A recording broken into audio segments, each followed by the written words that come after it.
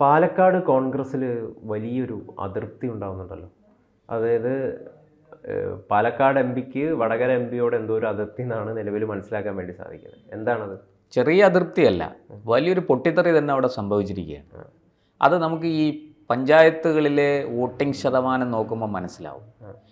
ഈ പിരിയാരിയും മാത്തൂരും കോൺഗ്രസ്സിന് വലിയ സ്വാധീനമുള്ള പഞ്ചായത്തുകളാണ്. കണ്ണാടി പഞ്ചായത്താണ് CPM-ന് സ്വാധീനമുള്ള പഞ്ചായത്ത്.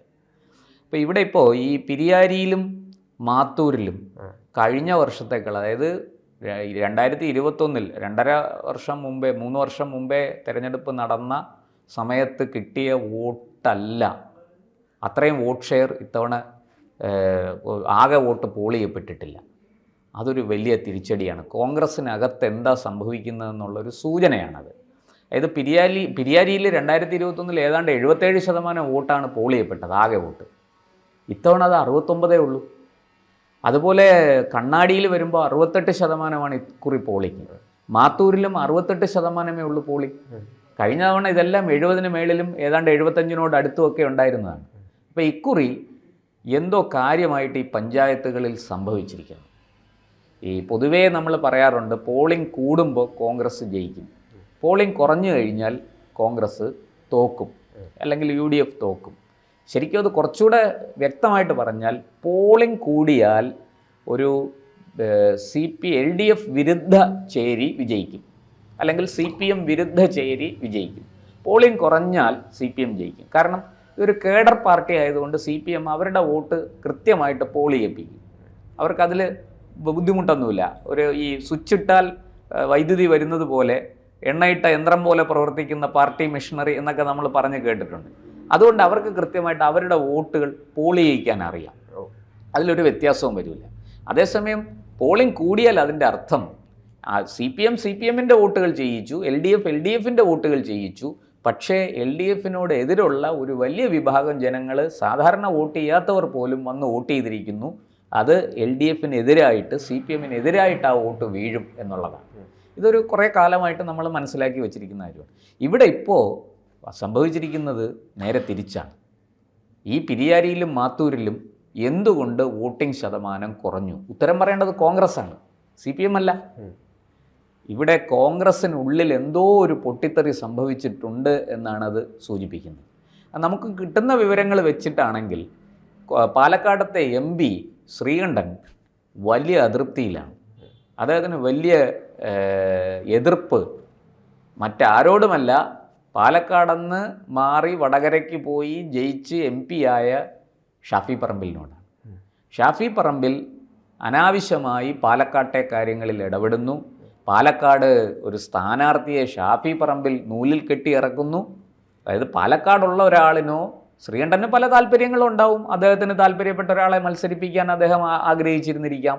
പക്ഷേ ഷാഫി പറമ്പിൽ തൻ്റെ സ്വാധീനം ഉപയോഗിച്ച് ഹൈക്കമാൻഡിലുള്ള പിടി, പ്രത്യേകിച്ചും KC വേണുഗോപാലും KPCC പ്രസിഡൻറ്റും ഒക്കെ ആയിട്ട് അദ്ദേഹം നല്ല ബന്ധത്തിലാണ്. VD സതീശൻ, പ്രതിപക്ഷ നേതാവ് VD സതീശനുമായിട്ടും വളരെ നല്ല ബന്ധത്തിലാണ്. ഈ സ്വാധീനമെല്ലാം ഉപയോഗിച്ച് സുധാകരൻ ഒരു അതൃപ്തിയൊക്കെ ആദ്യം ഒന്ന് ചെറുതായിട്ട് പ്രകടിപ്പിച്ചെങ്കിലും പിന്നീട് അങ്ങ് വഴങ്ങിക്കൊടുത്തു. പക്ഷേ KC വേണുഗോപാലും VD സതീശനും പരിപൂർണമായിട്ടും ഷാഫി പറമ്പിലിൻ്റെ ഒപ്പമായിരുന്നു. ഇത് ശ്രീകണ്ഠന് ഒട്ടും തന്നെ താല്പര്യമില്ലാത്ത, ഇഷ്ടപ്പെടാത്ത ഒരു കാര്യമാണ്. അദ്ദേഹം ആ അതൃപ്തി ഇവിടെ രേഖപ്പെടുത്തി എന്നുള്ളതാണ് നമുക്ക് കിട്ടുന്ന സൂചന. അതാണ് ഈ പിരിയാരിയിലും മാത്തൂരിലും കോൺഗ്രസ് വോട്ട് പുറകിലേക്ക് പോകാൻ, മൊത്തം പോളിംഗ് ശതമാനം കുറയുകയും കോൺഗ്രസ് വോട്ട് പുറകിലേക്ക് പോവുകയും ചെയ്തിരിക്കുന്നത്. BJP-യും CPM-ഉം കേഡർ പാർട്ടികളായതുകൊണ്ട് അവർ കൃത്യമായിട്ട് അവരുടെ വോട്ട് പോൾ ചെയ്യിക്കും. അതവർക്ക് അതിനുള്ള മെഷീനറി ഉണ്ട്, സംഘടനാ സംവിധാനമുണ്ട്, അവരത് ചെയ്യിക്കും. ഇതാണ് നമുക്ക് പ്രാഥമികമായിട്ട് പറയാനുള്ള കാര്യം.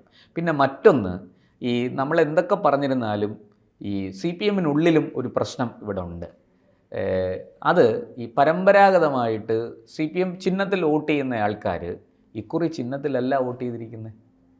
അവിടെ ഈ സരിൻ എന്ന് പറയുന്ന കോൺഗ്രസ്സുകാരനായ സ്ഥാനാർത്ഥിയെ കെട്ടിയിറക്കി വളരെ പെട്ടെന്ന്.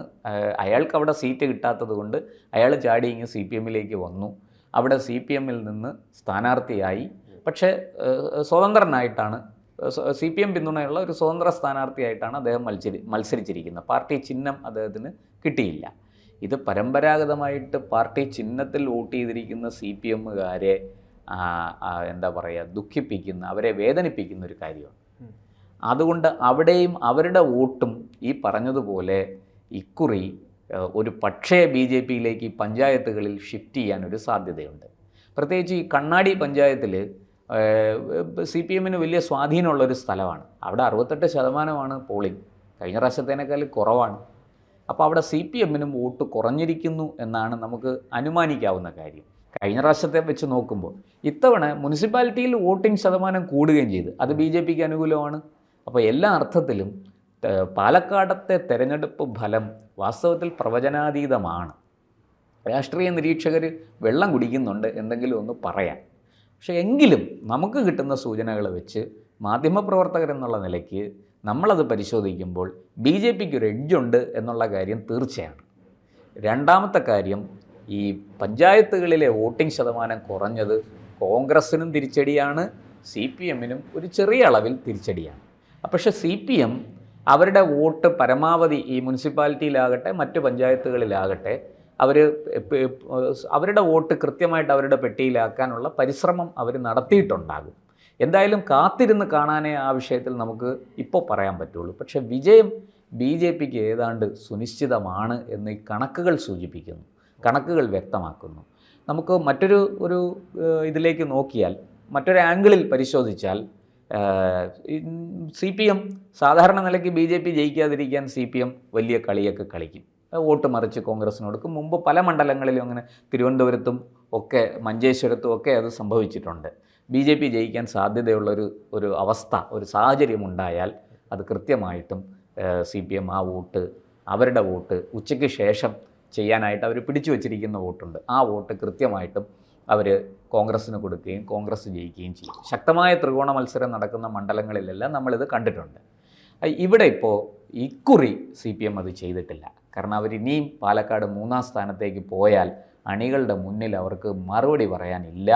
മാത്രമല്ല പാർട്ടി സമ്മേളനങ്ങൾ നടന്നുകൊണ്ടിരിക്കുകയാണ്, പല സ്ഥലത്തും ഏരിയ സമ്മേളനങ്ങൾ നടക്കുകയാണ്, വലിയ ചോദ്യങ്ങൾ വരുന്നുണ്ട്. തിരുവനന്തപുരത്തൊക്കെ നെയ്യാറ്റിൻകര ഏരിയ സമ്മേളനത്തിൽ അതിരൂക്ഷമായ വിമർശനമായിരുന്നു പിണറായി വിജയനും സർക്കാരിനും എതിരെ ഉയർന്നത്. ഇതിന് അവർ മറുപടി പറയണ്ടേ?